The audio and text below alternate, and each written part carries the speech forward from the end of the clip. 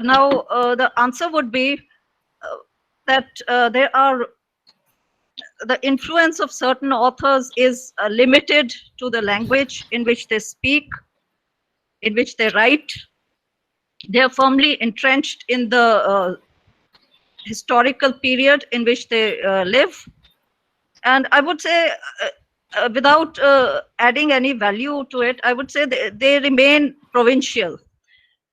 Then there are some writers whose writings transcend temporal and geographical spaces. This, in my view, is world literature, which has a universal appeal. To this category, I count writers like Shakespeare, Dostoevsky, Kafka, Flaubert, Hans Christian Andersen, to name a few. Now, Kafka died in 1924. The term existentialism did not exist at that time. This term was not coined at that time. In fact, Kafka was adopted, if I may use that word, adopted later on by the French existentialists as an existential writer. I would say Kafka is the literary precursor of existentialism. So he did not know this term, he was not familiar with it, yet there are always writers and philosophers who were before them or after them, and they can be called existentialists, or at least they have a existential dimension to their writing. Now, Kafka is read all over the world. It was, in fact, he was not read when he was alive. Then he was an unknown writer. It is only later that he became famous, and today, even after 120 years, you see his writings are more popular than ever. And even in the Indian context, you often come across the term Kafkaesque or the Kafkan world. You come across it in the newspapers. And there are also books written in India itself. I'm trying to connect with India. There are books like Kafka Land. This is about the so-called war on terror in India. Then there is another book, fictional book called Kafka in Ayodhya. I don't have to explain what it's about, it's understood. So he's still very contemporary. Now, also there are many artists who are Indian artists above all, who are inspired by Kafka. There is Dilip Ranade, his paintings, Mehendi Ratha. Then there's the filmmaker Anurag Kashyap. Those of you who have seen this film, No Smoking, this was his second film, and it's very, very Kafkaesque. And he himself says he's influenced by Kafka, although he keeps saying he does want his films to be seen in his lifetime, unlike Kafka's fate. And that is why I use the word timeless. Now, my second point, which is somewhat provocative, subversive, if I may use that term, that unlike Jean-Paul Sartre and Albert Camus, Kafka should be read primarily as a creative writer and not as a philosopher. Now, in the French tradition, I know particularly in the 20th century, literature and philosophy have been deeply intertwined. Both Sartre and Camus were philosophers and writers. But German tradition has been somewhat different. There has been not strict, but there has been demarcation.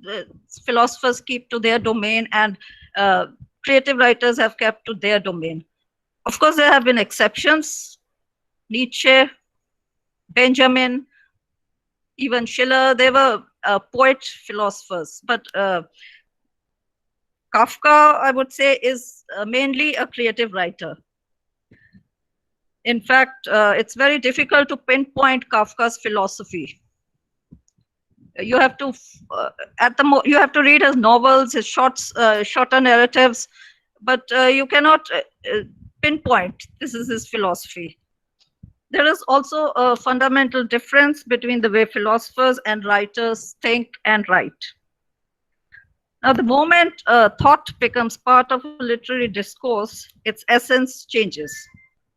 Literary discourse unfolds itself through characters and imaginary existential situations.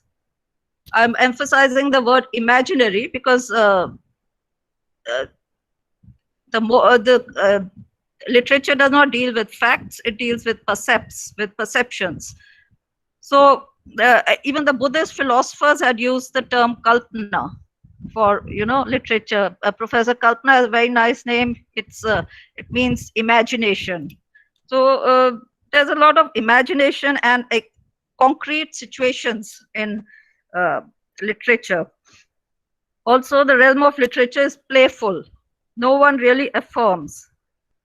In a novel, reflection is essentially inquiring, and the truth is concealed. It is undeclared and undeclarable.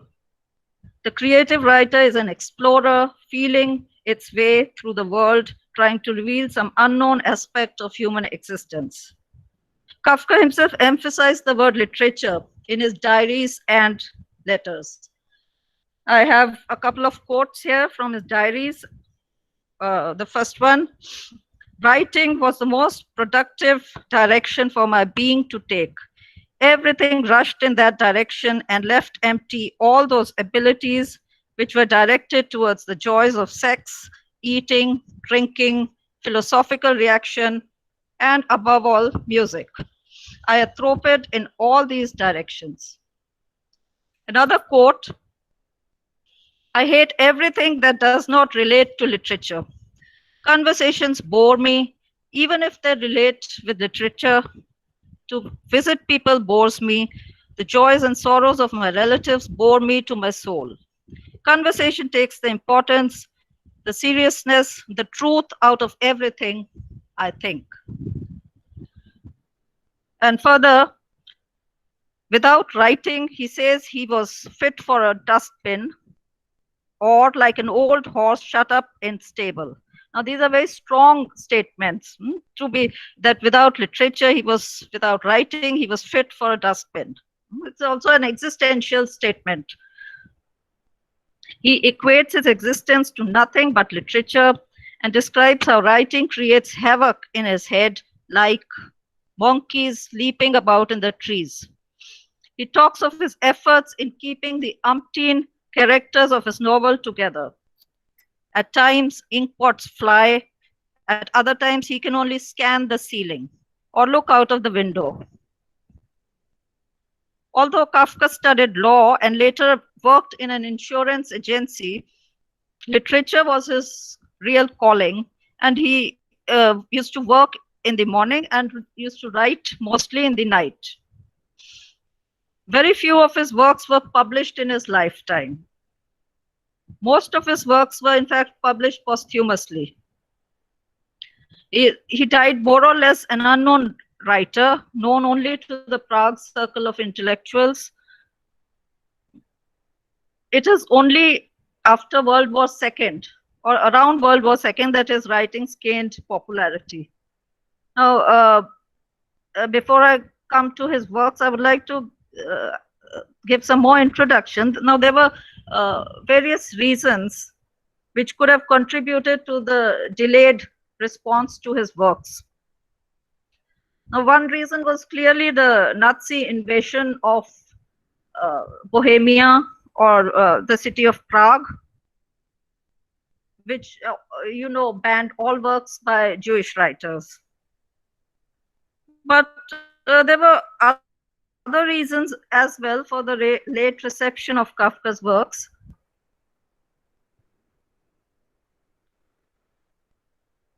I would like to make a few remarks about the city of Prague.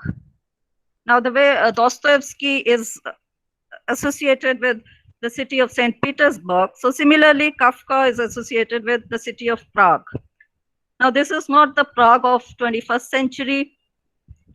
This was the Prague of turn of the century. It was still a provincial place compared to the vibrant European cities like Paris, Berlin, Vienna.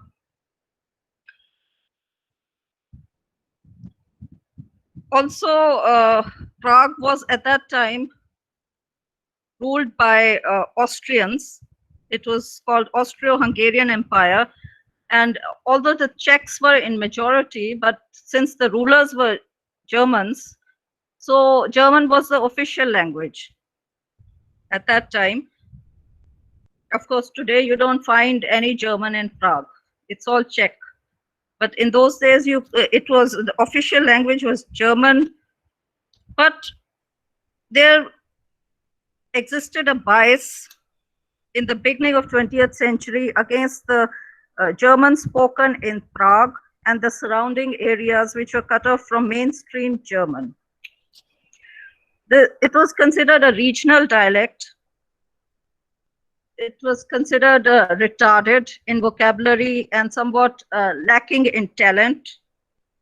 It was not taken as seriously as the German spoken in Vienna or Berlin or Munich. These are, normal. This is the way world is. Prague was considered a kind of provincial. There's a famous book by the French theoreticians Deleuze and Guattari. I hope I've pronounced it right. Or at least you must be familiar with the book. They coined and popularized this controversial term called minor literatures.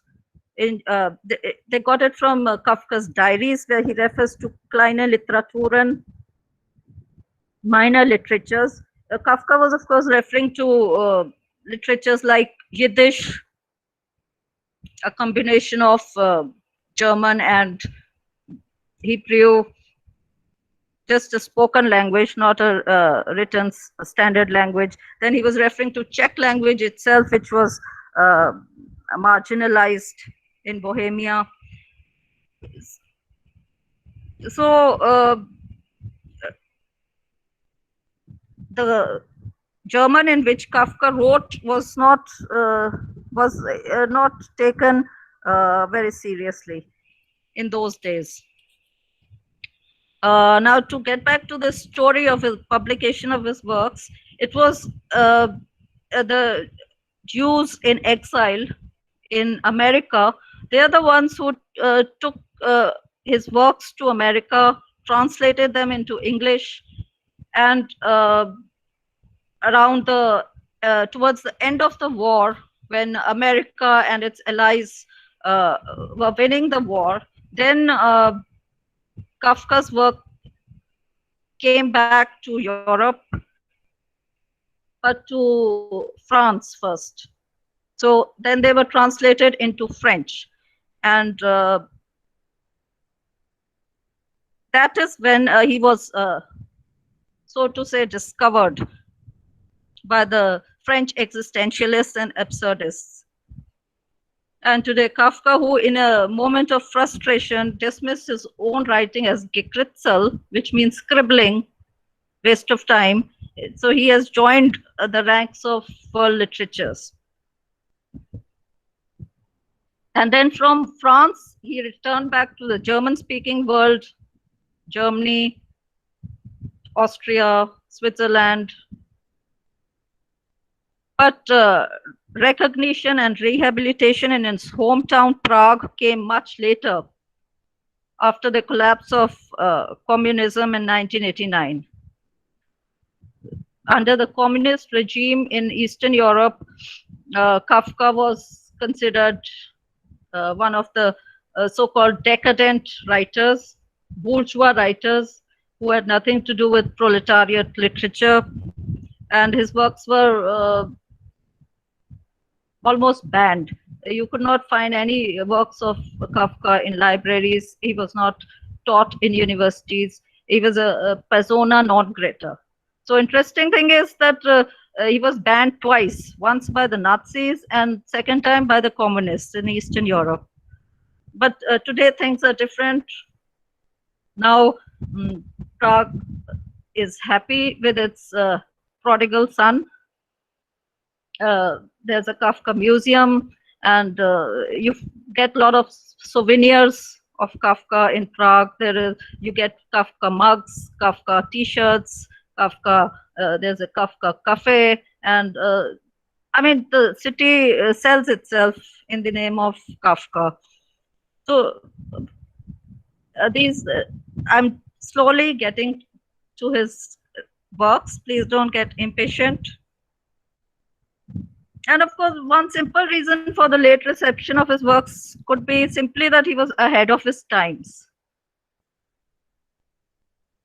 And also that he left many of his manuscripts incomplete.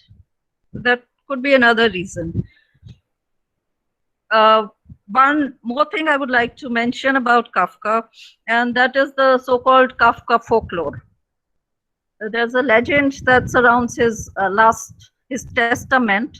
There was a paper found in his desk after his death. It was addressed to his friend Max Brod. In that testament, he had requested that all his unpublished works, diaries, letters, etc., should be burnt after his death. Now, this testament was not respected by his friend, who published his works posthumously. In fact, Max Brod is the one who he was himself a Jew, and it's said that he took the last train from Prague and escaped the Nazis before the borders were closed. And he took only one suitcase with him, and in that suitcase he had all the manuscripts and diaries and letters of Kafka. So today there's a debate in Kafka scholarship whether Max Brod was right in saving the manuscripts, publishing them for posterity, or did he betray the trust of his friend? Is it something unethical that he did? I leave the decision to you. It's difficult to sometimes to make these decisions for your friends. Now with that, I come to the works of Kafka. Now, like I said, many of his works were fragments. With fragments, I mean that the end is missing. Sometimes the last line would even just break off. So, in fact, he wrote 3 novels. All the 3 novels are considered fragments. Then he wrote so many shorter narratives. Metamorphosis, of course, is the most famous long short story, as it is called. And so many aphorisms are there. His diaries have survived, and many of his letters have survived. He had a fiancée, Felice Bauer. They never got married. She married somebody else, and she managed to escape from the Nazi Europe. She was in America, and interestingly, she took Kafka's letters addressed to her with her, and she had kept them safely in a locker. These are, I'm telling you some interesting tidbits so that you don't get impatient with the lecture. I know it's difficult to listen to somebody non-stop for 1 hour. So see, in the French tradition and even in the German tradition, letters have always played an important role. People would save their letters. In fact, they would keep them in their bank lockers. Indians like to keep gold in their lockers, but European tradition, intellectual tradition, for them, some letters were as good as gold. So those letters are preserved. She gave them for publishing.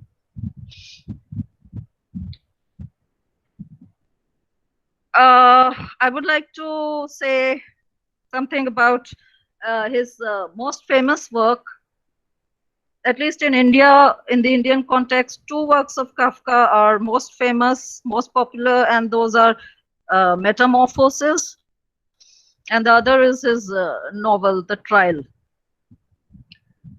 Uh, Metamorphosis. The opening line of this narrative is very famous. I quote, as Gregor Zamza awoke one morning from uneasy dreams, he found himself transformed in his bed into a gigantic insect. It is, every word in this line is important. As Gregor Zamza awoke one morning from uneasy dreams. So the metamorphosis happens in the morning, in the threshold period between waking up and being asleep, that threshold period. And then he finds himself metamorphosed in his bed. That is also important. So that proves that this is Gregor Samsa. And then he's transformed into a gigantic insect.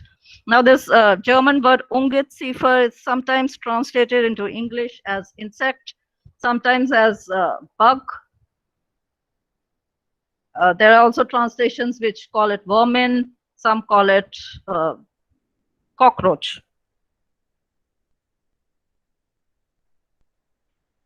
Now, the hero, Gregor Samsa, he considers the transformation natural and makes no big deal about it. He is not astonished about this transformation. All he's worried about is that he has to get back to work. He is late for office and he doesn't want trouble with his boss. So those are his worries, that he has to get up. He's not at all astonished about the transformation. Now, these are, hallmarks of absurd literature. As according to Albert Camus, the absurd hero considers it natural what happens to him. He would never show sufficient astonishment at anything. It is by such features that the first signs of the absurd word are recognized. Now, I'm trying to make some connections with Camus and Sartre, and I hope we can discuss this more later. Now, this story is it's a very haunting kind of story that unsettles the reader. It's some people say you should not. I know somebody who said one should not read Kafka before going to bed. Then you can't sleep anymore. In fact, Kafka himself called it fürchterlich, which in translation means horrible and repulsive. The story is also called grotesque. Of course, grotesque is the mode of narration, but it is true it's a grotesque story, but there is beauty in terror in grotesque also. In this story, Gregor Samsa, the insect, he's in his room, and outside in the kitchen are his parents and his younger sister.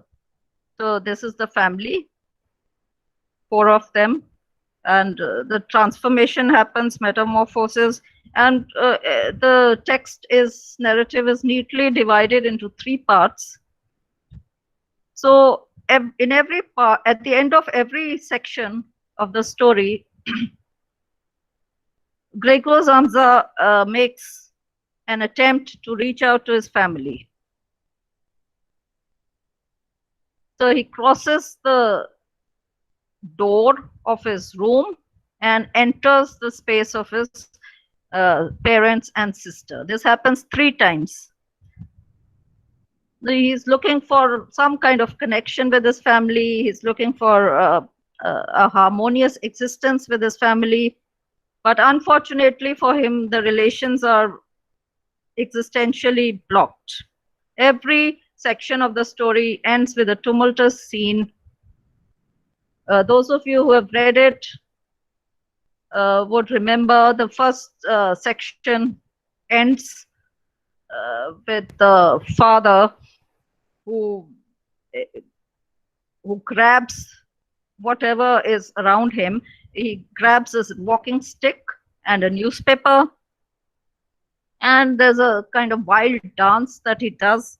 And he targets his son, uh, who is transformed now into a cockroach. He targets this son of his with the stick. He shoos him back into his room. And since Gregor Zamza is still not used to his animal body, so for him every movement is very critical and slow. But somehow he manages to reach the door, and then the father kicks him into his room. It ends in this very brutal manner. Then there's the second section of the narrative. Again, Gregor leaves his room, crosses the threshold between the animal world and the human world. And again, this section ends with the father. He grabs again whatever is near him. There's a fruit tray in the room. So the father grabs the apples from this tray and throws them at Gregor one by one. Most of the apples glide over his body and fall on the ground, but one apple penetrates his back and enters his back and stays there and rots.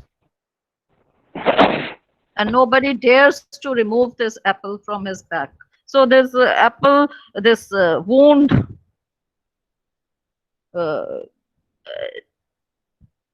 does not heal. And the wound is not only physical, it is of course also,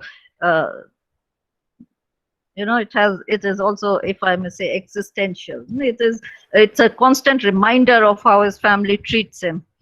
Then in the third section, Gregor again crosses the threshold. His family, the three other members of the family are there in the other room. And this time, interestingly, it is not the father who is violent. This time it is the sister, his younger sister. She is the one who's very violent, not physically violent, but she's violent with her words. She refers to him and says, "This is not my brother, this is a monster, and we have to get rid of it." So she keeps, these are very violent words, and she keeps, instead of using the pronoun he, she keeps using it. So, and now this is too much for the brother for whom this sister meant a lot.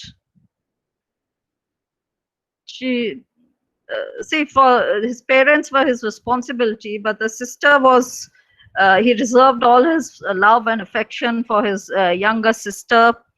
He was also protective about her in a sense of possession, but all that comes to a violent end. He realizes she is grown up now and she doesn't need him, and he's a burden on this family. And so this time he himself somehow slowly manages to reach his room on his own. But once he reaches his room, the sister slams the door at him and says, "At last." And this is when his feeble little legs give way, this time for good. There is no hope left. there's this saying, the last straw breaks the camel's back. But here it is the collective weight of rejection that breaks his back. And it is the last push comes from his little sister, whom he had loved, pampered, patronized as elder brother. And then he says to himself, what now? These words, there are two words, but they are very important and they're self-explanatory. What now? And he knows now it's time to make an exit, a graceful exit, and he dies. Now, so many critics have focused on the father-son relationship in this story. The typical Oedipal complex father, the authoritative father, and the son, their difficult relationship. But I would say this is kind of understood, and this can be, we all know about it, but it is the brother and the sister relationship which is very crucial in this text. That is what that makes all the difference in this text, I think, and that this relationship has been neglected by the critics. It is the physical violence comes from the father, and the physical violence, the wounds heal with time, but the violence, mental violence that comes from his sister is just too much for him. He cannot take it, and he leaves. He makes his exit. Now, obviously, here one also thinks of Paul Sartre's play No Exit. There are people stuck together in hell. This hell is not the hell that we generally imagine with the instruments of torture, but hell for Sartre is to be with people whom you don't like, with whom you don't get along. Hell is the other. I know this is the last line of the play when this play is performed in somewhere, then with the last line, the audience gets up and applauds. Hell is the other, or the other people. So here also there are a series of existentially blocked situations, and nobody finds, nobody is happy in this situation, neither the parents nor the sister nor the brother. So it is up to the brother to make the exit, and the others, for them, others, they go on with their life. And the narrative ends with the sister, and there's no sister left now, it's only the daughter. So the daughter stretches her young body, and the parents think about finding a suitable boy for her. So that's where the story ends. Then I come to two of his stories, three of his novels. I'll go very briefly through them. There is America. The other title is The One Who Went Missing, because these are titles which were given later on when they were published. So in this novel, America, there is the protagonist is adolescent from Europe, and is punished by his parents and sent to America in a ship. So as an immigrant, he ends up lost in the vast American space. The novel has all the cultural myths that are related with America, the land of unlimited opportunities, the American dream, the rags to riches story. Now, some critics treat it as travel literature, others see it as a critique of capitalism. So there are so many interpretations. Then his famous novel, which at least in the Indian context, this is the novel of Kafka, Der Prozess, The Trial. It was first published in 1925 by Max Brod.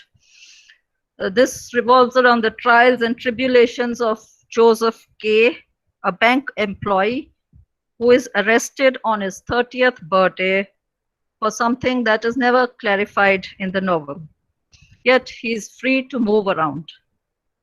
So the opening line of this novel is again very famous in world literature. I quote, "Someone must have been telling lies about Joseph K., for without having done anything wrong, he was arrested one morning."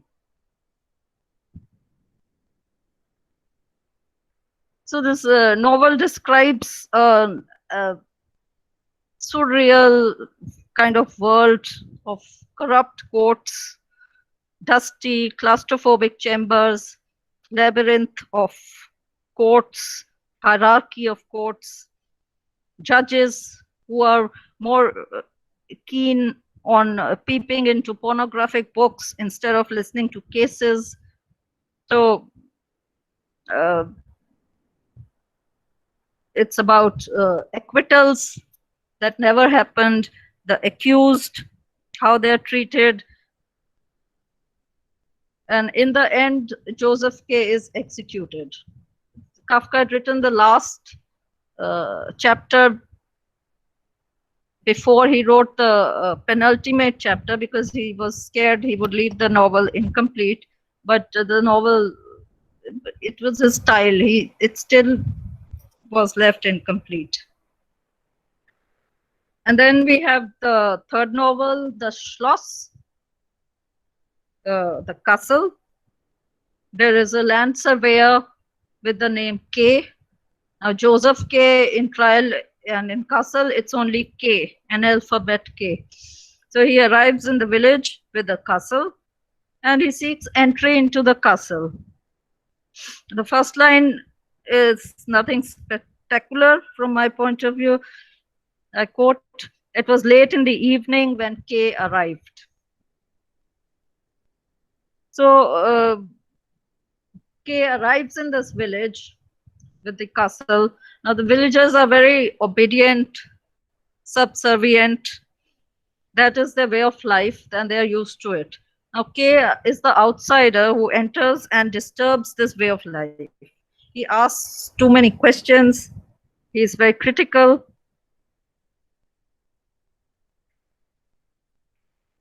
So K acts in a way as a catalyzer, disturbing the harmony of this village. And there is always this antagonism between the castle officials and K, and ultimately the writ of the castle prevails, and K is never able to enter the castle, so he remains at the threshold outside the castle. Now, like I mentioned in my abstract, I would like to talk about Kafka's very short text, Homecoming. This is about 10-15 lines only. I would say it's a miniature text. It was written in 1934, 24, just a few months before his death. And again, it was published posthumously. Let me do a close reading of this text. The narrative is based on the biblical parable of the prodigal son returning home and his reconciliation with his father. Now, Kafka gives this biblical parable an existential twist. The prodigal son does return. In the courtyard, he sees old, familiar objects, but they seem to be cold. Twice he says, "I have returned. I have arrived." But at the threshold, he is seized with existential angst. Now, angst is a very beautiful German word. It is difficult to translate it into English. Generally, translators use the word anxiety for angst. I would say it is more than anxiety. It is anxiety and dread put together. So the son is at the threshold and a threshold of his home, his former home. He hesitates. This is followed by a series of rhetorical questions addressed to himself. I quote, "Who is going to receive me? Who is waiting behind the kitchen door? Do you feel you belong? Do you feel at home?" This is a very short text, yet there's a lot of repetition of lines. Then is the existential dilemma of the son who is unable to answer his own question in simple yes or no. He answers, "I don't know. I feel most uncertain." Then again, a question that has no answer. I quote, "What use can I be to them? What do I mean to them? Even though I am the son of my father, the old farmer." Again, the angst, the uncertainty. I quote, "And I don't dare knock at the kitchen door. I only listen from a distance. I only listen from a distance." This line is repeated twice. The distance in physical terms may be just one step, but in existential terms, it is huge, unsurmountable. The faint ticking of the clock reminds him of his childhood in his home, but it also reminds him that that phase is gone forever. I quote, "The longer one hesitates before the door, the more estranged one becomes." Then, the last rhetorical question, what if somebody suddenly opened the door? So with this existential impasse, the narrative breaks off. And that is, in my view, the existential choice that the son makes. He lingers at the threshold. He neither goes in nor does he go away. He is left standing at the threshold.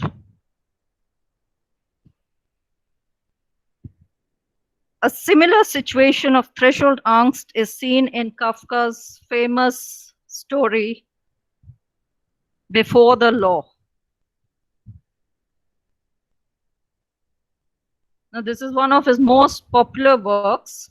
It's a short but dense narrative, published first of all in 1919. So it was published, this text was published in Kafka's lifetime. And it's also part of the novel, The Trial. And this text is so is small, but and yet it provokes multiple interpretations of all orders. It has two protagonists, the man from the countryside and a doorkeeper. A man from the countryside, again, I'm trying to do a close reading of the text. A man from the countryside arrives before an imposing structure, the law, and seeks permission from the doorkeeper to enter. The doorkeeper throws a spanner and says, "Not now, maybe later." Now, these two words, "not now," they're very confusing. So he doesn't say yes or no, it says "not now," which means he gives the man from the countryside hope that if not now, then maybe later. So this hope keeps him going. And also the doorkeeper warns him about other more menacing doorkeepers inside. There's a whole hierarchy of doorkeepers. The man from the countryside is taken aback. He had not expected such obstacles. The law, it should be accessible to all. He hesitates. Seized by threshold angst, he decides to play it safe and wait. Waiting is an important motive in this text. Many critics have referred to the Jewish wait for Messiah, but there are so many other interpretations also. He decides to wait. Over the course of time, he makes several attempts to access the law, appealing, pleading, bribing the doorkeeper with his modest assets, engaging him in idle talk, all along trying to maintain his dignity. The doorkeeper, on the other hand, neither turns him away, nor does he give him a clear go-ahead. Like big lords, he does not really pay much heed to him and carries on with his work. The man from the countryside, this term is repeated again and again, the man from the countryside. It's not just the man, it is the man from the countryside. He feels unsure, confused, and lost, but he does not give up. Undeterred, he waits patiently, days and years, practically all his life, at the threshold of the law. His faith in the law is unwavering, despite the existential impasse. He chooses to remain at the threshold. That is the choice he makes. As he grows old and nears his end, he turns quirky and childish, mumbling to himself. The burly doorkeeper, who does not even seem to have aged correspondingly, bends down to the shriveled dying man and roars in his ears that the door was meant only for him and he is going to shut it now. The man from the countryside dies, almost deaf and blind, without ever having set foot inside the door of the law. It is left to the reader to decide whether the doorkeeper was exhibiting Schadenfreude. It's a German term which means to be happy when others are having problems, or is he just fulfilling the last wish of the man, or is he simply responding nonchalant to a query addressed to him? Whether the doorkeeper is a stickler for rules or he plays on the fear generated by guardians of the law is another point that can be debated endlessly. What is certain is that the wait was in vain. It was meaningless. It is as if the light that can be seen inside the mysterious law were mocking the man. So this man from the countryside, I'm trying to interpret it a little bit, it functions as a proper noun, as a semiotic sign that is evocative for the very reason that one might like to criticize it, that it is cliched. It works even better than a name or half a name like Joseph K. or simply alphabet K. This man from the countryside is naive. He does not understand the ways of the world. His faith in the law keeps him from returning, and he waits. Recently, I read some remarks of our learned judges in the newspaper. The judges had said, masses must have faith in the judiciary. It is their last hope. Now, Kafka takes away this last hope.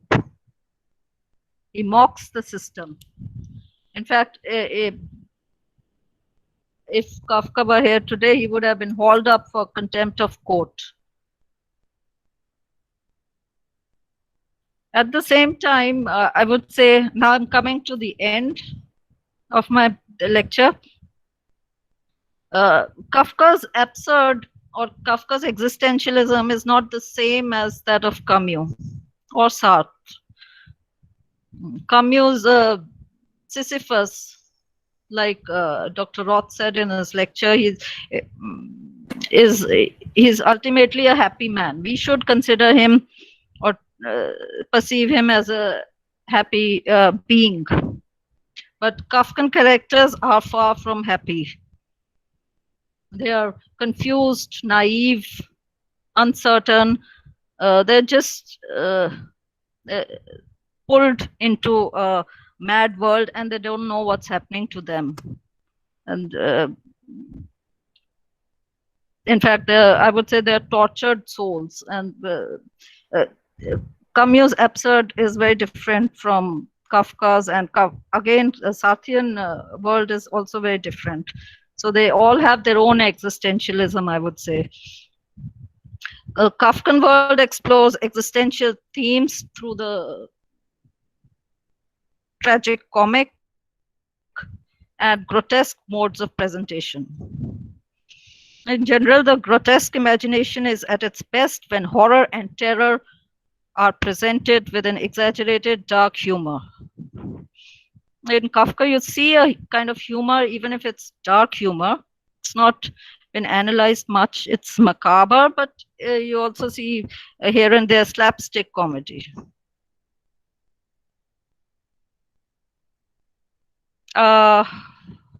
Just one last remark. I would say Kafka's world is very political. Especially you notice it in his this story that I discussed before the law. It's highly political discourse. No wonder he was banned twice in different historical times. But at the same time, this world is also very existential. Thank you. Over to you, Ritu.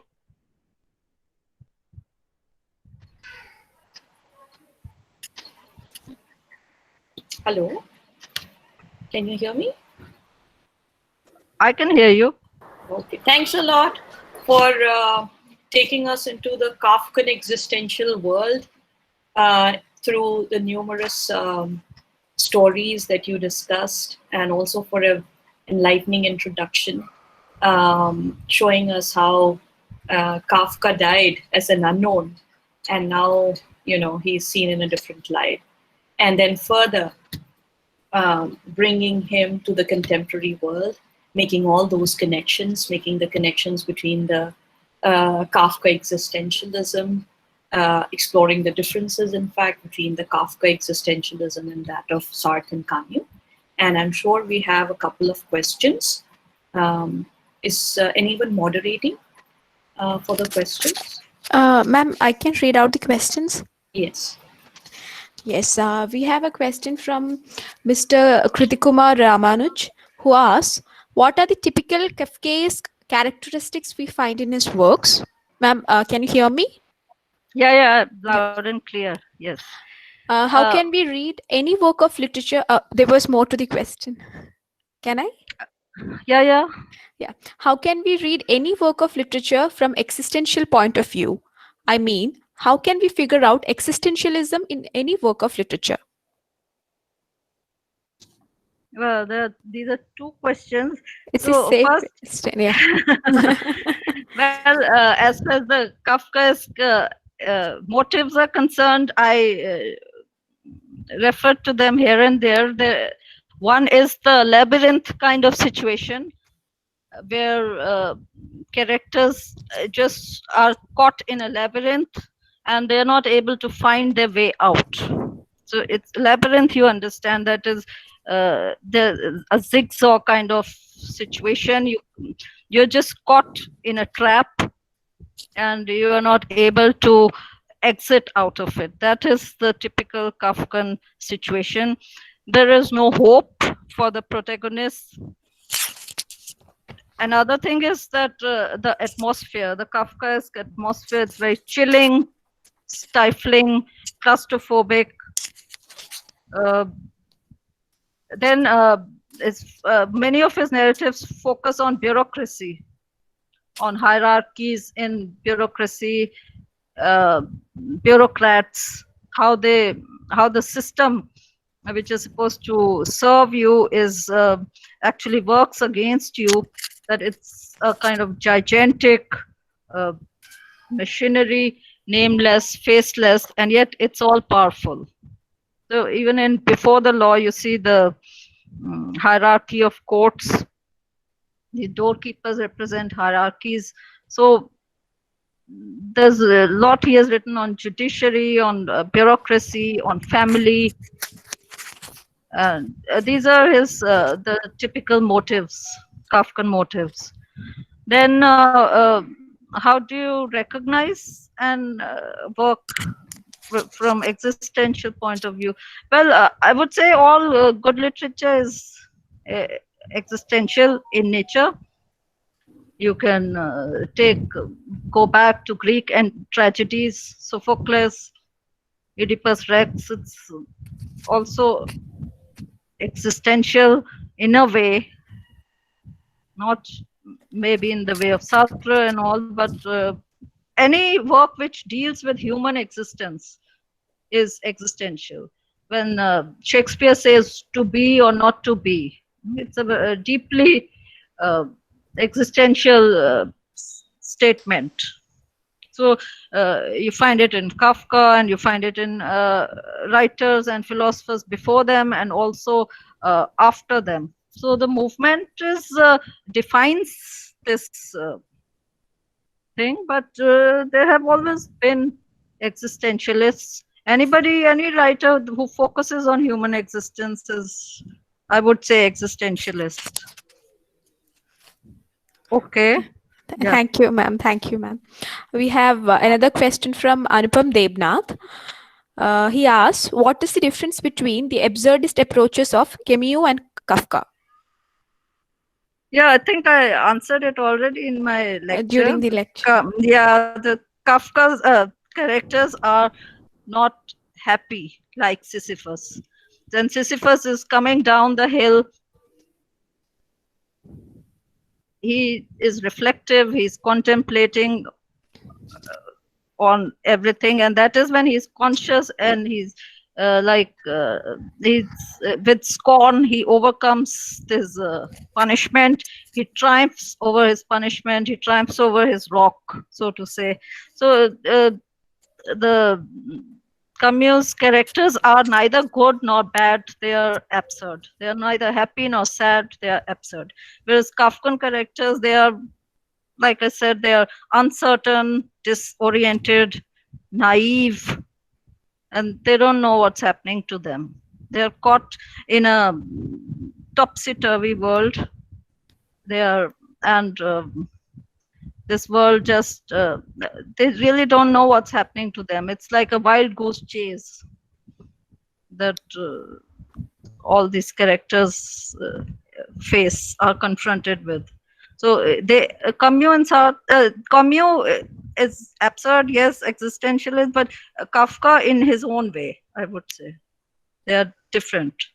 They intersect, yes, but they have their unique world. Okay. All right, ma'am, that was very clear. We have yet another question from Mr. Debnath. A lot of talk has been going on about post-humanism in recent times. For Kafka, consciousness is by no means exclusively anthropocentric. It is by no means exclusively the property of human beings. So can we say he was, in a sense, post-humanist?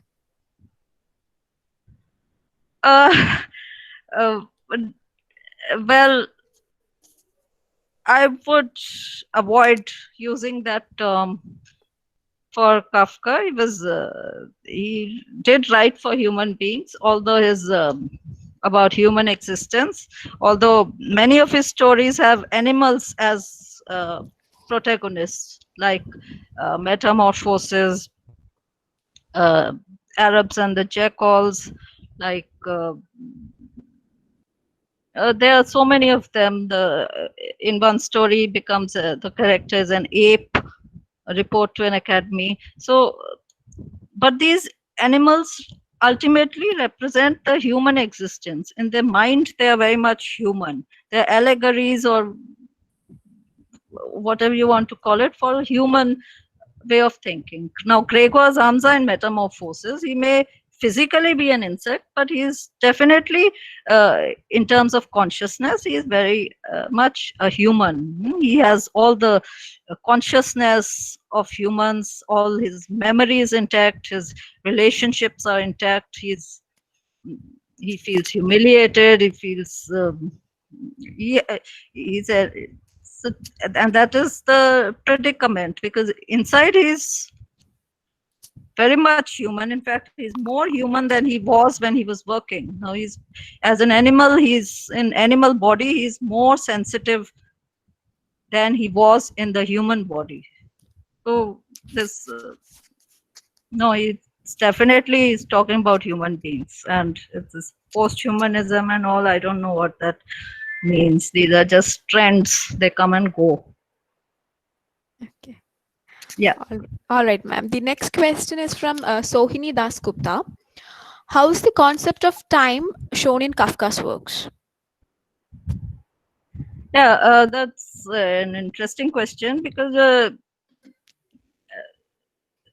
see, there is actually his works are very ahistorical and atemporal. It's they do not really, they are not about Austria, they are not about Czechoslovakia of today, or Czech Republic, or Bohemia. They're very universal in character. There is, in fact, there's hardly any reference to fixing a narrative in any particular time. Before the law is like a, legend. Once upon a time there was a man from the countryside and a doorkeeper. So it's timeless. Prodigal, this homecoming, it's timeless. It's trial, castle, they're all they're not fixed in time. So they and that's makes it all the more contemporary, because you can you don't have to say it's out of that it's not talking about our times. It is timeless narratives always they always remain contemporary. All right, ma'am. Thank you very much. We have another question from Bishan Kumar. How does Kafka see the human subjects of his age? How does existentialism relate to absurdism and naturalism? Should I repeat the question? I think I got it. How does Kafka relate to human subjects? Well, all Of his age. of his age. Like this is connected with actually Shoini's question. So I would say it is every text, every piece of literature is historical and ahistorical, but in Kafka the ahistoricity is more dominant. So it is not exclusively talking about Prague or Europe of 1910 or 1920. No, what he's talking about is the human condition, and that is what makes him existentialist. Otherwise, you cannot really talk about. I mean, the things he talks about, bureaucracy, judiciary, and all, they were valid in his times, and they are valid today also, and they are valid all over the world, whether it's Ukraine or India or Timbuktu. The bureaucracy is all over the world same. So in that sense, the motives are universal, and it's not. I would not fix Kafka to that particular time in which he wrote. Okay. All right, ma'am. Thank you. The next question is from Nupur Sethi. You have you have well noted that the idea of absurdity. You have noted well the idea of absurdity in the life of characters, but I really would like to know the idea of bodily experience in the work of Kafka. How does body play a role in his existential work? A body, you mean human body? Well, that's not specified. uh, well, all these questions are actually interconnected. Like I said, the Gregor Zamza is has a animal body, but inside he is very human. So similarly, in before the report to an academy, the character is an ape. So he's somewhat ape and he's somewhat animal. So this is up to our analysis. How much of him is animal? How much of this character is human? So the body is actually it's a camouflage, I would say, and inside all these characters are very much human, and they are uh, talking about human existence. Uh, in fact, the stories, most of his stories are structured as fairy tales. So there are a lot of animal characters, but again, it may be body of an ape, it may be body of an cockroach or a mouse or a jackal, but all said and done, they're talking about human existence. Yes. Can we take the next question, ma'am? Yeah. Okay, this is from VL Rinavmi. She's talking about Kafka, not a democratic socialist, but rather a collective anarchist. He was a radical variant of socialism. Why is Kafka so hard to read? Well, he was not a socialist. I object to that. He was not a socialist at all, and there is no documented evidence that he was an anarchist. He was, in fact, he never really talk write openly about any political uh, events of his times. No, he was not a socialist from any angle. Uh, he was not against it also, but there are no hardly any references to it. And what was the last part of the question? Why That is Kafka so why hard it's so to read? difficult to read? Yeah. Well, I don't. I'm not sure why it comes with. I don't know. Some people like it, certain kind of literature, so they read it again and again. For others, it is yes, difficult, confusing. But well, if you want to read easy literature, you can read Chetan Bhagat. You can, you can read so many other authors. It's the question is not whether it's easy or tough. The point is, what do you like, prefer to read? So it's all, again, it is existential. What kind of literature do you like? It's up to you. And I think it comes with practice. Einstein's theory of relativity is also not easy to understand, but the good things are delicacies that they are not common, they are not popular. So I hope I've answered the question in my way. Thank you, ma'am. You've given a very interesting twist to, looking at Kafka. So we have another question from Habib Tehseen. Would you describe Kafka as a nihilist based on the hopelessness and futility evident in many of his works? Yes, Habib, that's he has. There's so many tags attached to Kafka, anarchist and existentialist and socialist and now nihilist. So yes, he, in a way, I suppose so, but he never uses these terms. These are what others attribute to him. So nihilism is more, I think, it's more related with Nietzsche. But yes, Kafka, I suppose you could, in his own way, yes, he does describe the meaninglessness of human existence.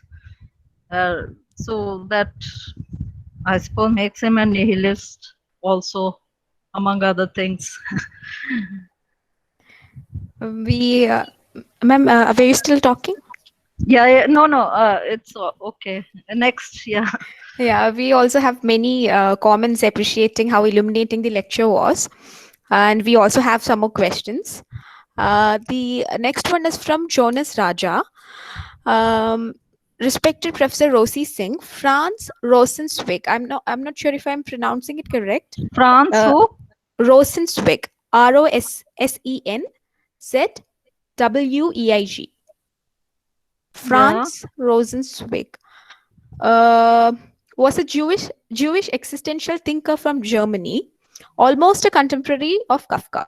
Was Kafka aware of Rosenzweig and his works? As far as my reading goes, there is no reference to Franz Rosenzweig in his writings, but I wouldn't rule it out. Mhm. But from what I have read so far, there are no references to Rosenzweig. All right. Yeah, Can we move on to the next question, ma'am? yeah, yeah. The next one is from Jayati Banerjee, who says the session was very enriching. And can we look at the father son? We see father son conflict in many of his works. Do you think, ma'am, the father represents his personification of the father figure as an autocratic authority or bureaucratic torturing parties of the then society or nation? Yeah, I already referred to it in my lecture that the father-son relationship, or rather lack of relationship, has been highlighted by many critics, and especially psychoanalytical approaches highlight it a lot, because Kafka had also left behind a long letter addressed to his father, which is full of grievances. He blames his father for the mess in his life, and for everything that went wrong in his life. So, based on that long 50-page letter, uh, the psychoanalytical approaches always refer to, uh, the father-son conflict, and that the son in the story is Kafka, and the father in the story is Kafka's father. And but see, father-son conflict is there in every family, but it doesn't mean every son becomes Kafka. So there is something more to it, and every story, I do close reading of text, so I think every story is also independent of the others, and we have to see the story in the context of the story. What are the uh, paradigmatic and syntagmatic relations in the narrative, and how one should not have an a priori interpretation that you already have that in mind, that you're going to find this father son conflict, and then you try to prove your position. That approach is not good. We should first read the text, and then see the tensions within the text, and then try to reach some conclusions. So it's there, it's not there also. Like I said, in Metamorphosis, it's more, from my point of view, it's the sister brother relationship that is important and crucial. Thank you. All right, ma'am. Can we take a few more questions? We still have a few. Yeah, sure. Okay. The next one is from Manoj Lenka. How much do you think the time of his own existence influenced Kafka's existentialism? Uh, yeah, it's kind of repetitive. Well, turn of the century is for Europe a very interesting time. It was, some said world is coming to an end, is going to come to an end, apocalyptical. Others said, no, it's start of a new time. There will be a new world. And in all this, there was Nietzsche, who said God is dead. At the same time, there were writers who were writing romantic, neo-romantics, who were writing on uh, uh, romantic themes. So it was, there was a lot of mixing going on. there was this the new woman, the emancipated, independent woman. She comes to the forefront. So there was it was a very interesting phase. Also, talking films started. Okay, not immediately, but in 20s or so. So all these there were technological developments. There was a lot churning at that time, and world wars, two world wars, Europe experience. So it was uh, obviously, and then Kafka was himself, he had studied law, and he was very much familiar with how bureaucracy works, and all that. He The space of office. See, many writers have talked about alienation in factories, but Kafka was perhaps the first one to talk about alienation of white collar workers in the space of office, those who sit at desk, chair, and work. So yes, in that sense, his time made an impression on him. But what he said was, like I repeat, it was more universal. Thank you. Like you said, Kafka is timeless. Timeless Kafka. Timeless Kafka, Yeah. yes. So the next one is from Joyce Selly. Ma'am, given the complexity contained in Kafka's works, is it ever possible for the reader to completely grasp the scope of what exactly Kafkaesque would mean? Thank you, ma'am, for the fascinating lecture. Yeah, well, the word to completely understand is that even I would not claim. There is always more to it. So, and there's no end to interpretation. Maybe in the next 50 years, there will be other kinds of interpretations. So, uh, it all depends in which mode you read a writer and how you how the author works on you, and uh, there's nothing like complete knowledge, complete interpretation. No. Uh, these things are, that's why literature is deep. There's no end to it, and you can go on and on doing research on a Kafka or Camus or Sartre. Nobody should say it is repetitive. You can always find new aspects to work on. Thank you. All right. Thank you, ma'am. The next one is from Shruti Singh. What is the role of women in the works of Kafka and Camus? This is a tough one. Well, I cannot pinpoint the role of women. They are there, but they are generally not the main characters. But let's take great Metamorphosis. That is where the mother is there and the sister is there, but they're all in relation to each other. I would not say woman. It's difficult to isolate the woman in a work and then talk about her role as such. It's for him, actually, it's talking about human existence. So whether it's man or woman, it comes to the same thing. There's no difference. All right. Thank you, ma'am. The next one is from Abhishek Behra. Ma'am, how do you see the question of alienation of protagonists from the social agencies in Kafka's work? Could you please repeat it? How do you see the question of alienation of protagonists from the social agencies in Kafka's work? Alienation from social agencies of the central characters. Yeah. See, like I said, all these characters are mostly alienated from the surrounding, from the whether it's family or space of work, that is office. They all seem to be alone.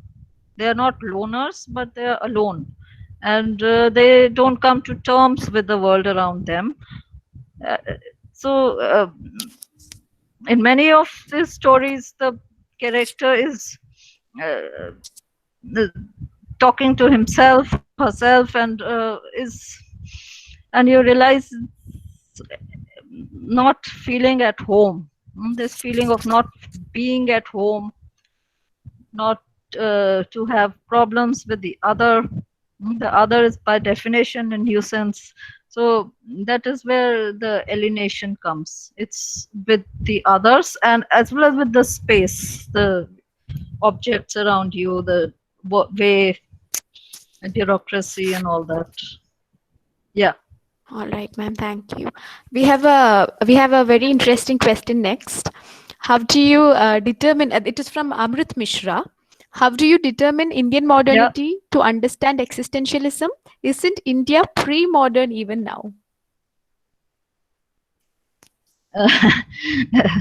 How do you determine Indian modernity to understand existentialism? Existentialism. Yeah. Well, Indian modernity, uh,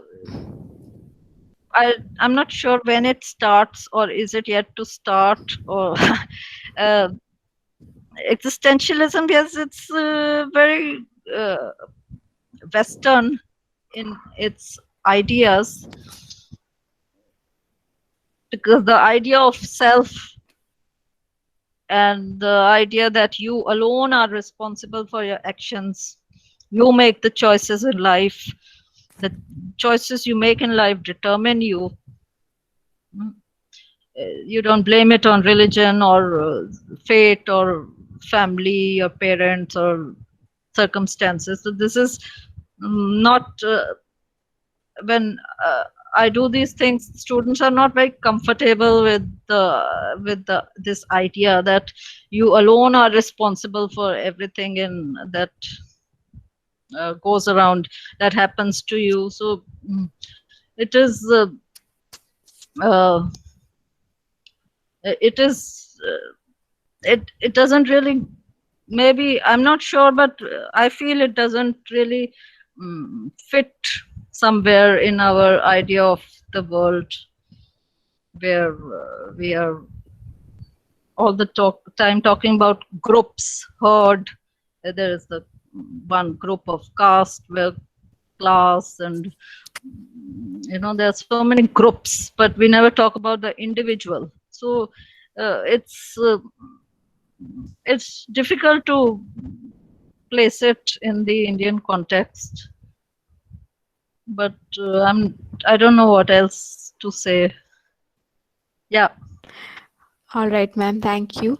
And before we move on to the next question, can I make an announcement if that is okay with you? Yeah, sure. Okay, it's just a gentle reminder to fill in the feedback forms. The link for which is provided in the chat box. We noticed that a lot of participants are not checking the chat box, so make sure you do that, as the same would be used to generate e-certificates. Thank you. Can we take another question? Yeah. Okay. In this contemporary situation of COVID-19, in which there is so much of despair, fear, and anxiety, does Kafka's art of literature reflect or apply in this time? Uh, well, like I said, Kafka's timeless, so you can read him anytime. In any, there's no time which is good or bad for reading Kafka.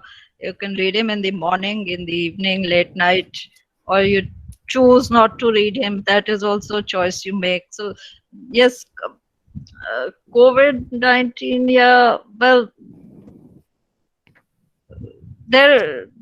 let's be hopeful. Things will improve next year. So it's not that hopeless a situation. I am still positively inclined. The things will change. Thank you. All right, ma'am. Thank you. Actually, Kalpana ma'am has said something in relation to the question about gender, which was asked earlier. I think I'll read it out for the benefit of all the participants. I would say that during the times that these works were written, the human condition was more related to men, not because women were neglected, But in the mindset that prevailed, women were part of the relationships and they were not individual entities. So maybe reading gender might be difficult, but the human predicament is the same for everyone, irrespective of who or what it is. I agree entirely. The human predicament is same for everyone, irrespective of who or what it is. See, the even the biblical narrative, homecoming. It's about the son. It's not the prodigal son returns home. It's not the prodigal daughter returning home. So, but it in a way it is implied that it could be a daughter also. It's just that in those times it was the son. Somehow stories were more uh, the biblical legend was about the son, so Kafka continues with it. So it actually doesn't in Kafka it's yes, the focus was not on women in those days, but then he's not writing about women as such. So but women can relate to it. At least I can relate to it, what he's saying. All right, thank you, ma'am. Actually, Amrit Mishra has followed up on the question about existentialism in Indian context. So he asks, doesn't the Advaita Vedanta not open up possibilities of such a self? Are groupings limiting in themselves? I'm sorry, but I cannot answer this question because I'm not familiar with I've lost the question also where I'm not familiar with this school of philosophy, so I really cannot uh, comment on it. But yes, groups are yes, they do limit your they they don't let you develop as an individual, and that is where groups are reductive, limiting in character. Yes. Thank you. I believe that was the last question, and also we don't want to tax you more. You've been talking continuously for Okay. 2 hours. Okay. So over to Ritu ma'am now. Thank you, ma'am. Thank you very Thanks a much. lot. Can you hear me? Yeah, loud and Yeah. clear. Thank you, Harita, for moderating the session so well. And I have one last, query to ask. I was wondering about the unconventional writing style of Kafka. You started off the discussion highlighting the fact that most of his pieces are fragments. And I was just reflecting as we were listening to you that there is this sense of anxiety, angst that you called. So I was just wondering if he is within the textual style also, there is a reflection of that angst. How much he deviates in his writing style from the contemporaries, and is there a sense of creating or recreating that angst through the writing style? Yes, I'm glad you asked because I didn't really talk about the structure of his works. I didn't want to go on and on, but there is a kind of structure which corresponds to the content. There is especially in the novels, and then maybe that's why they're difficult to read also, because it's a sweeping architectonic structure. There are no speed breakers in it. Speed breakers like punctuation marks, like paragraphs. So it's like a long paragraph that you are reading, one page after the other, and that also makes it topographically difficult to read. I quote a line from Milan Kundera. He says, "The Kafkan imagination runs like a river. It is like a dreamlike river that finds no respite till chapter's end. The long breath of imagination is reflected in the nature of the syntax. The texts are divided into very few paragraphs. This tendency to minimize the articulation, few paragraphs, few strong pauses, few markers emphasizing the text's logical organization. It corresponds with Kafka's style. And also it is at the same time an attack on good language, good style. So you see the long, intoxicating flight of Kafka's prose in its typographical appearance. Everything appears like one endless paragraph.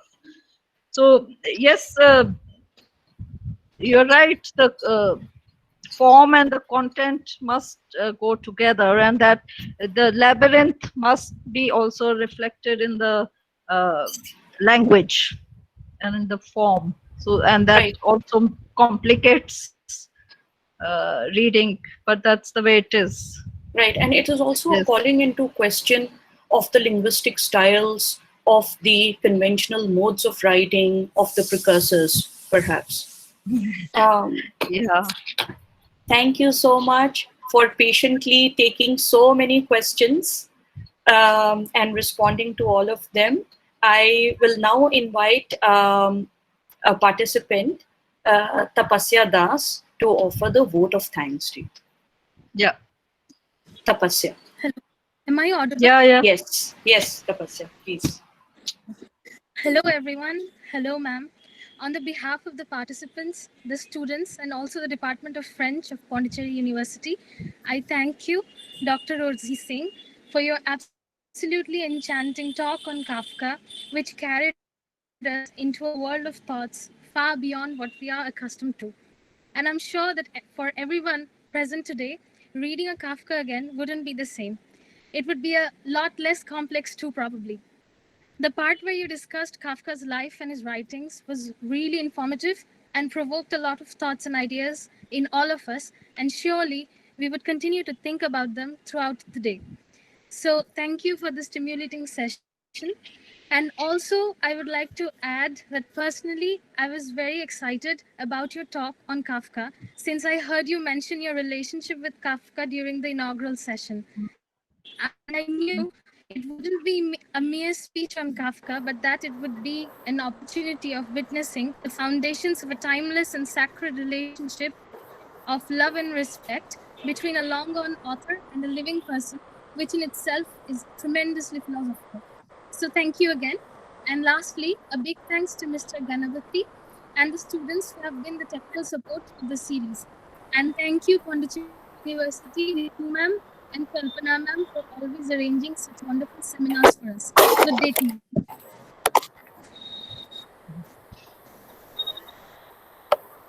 Thank you, Rosy. Thanks a lot, Tapasya. Thank you for it. Thank you. Thank you. Thank you, ma'am. Yeah. Thank you. And so we are meeting on the 21st, Friday, same time for the second lecture by Dr. Rosy Singh. All right.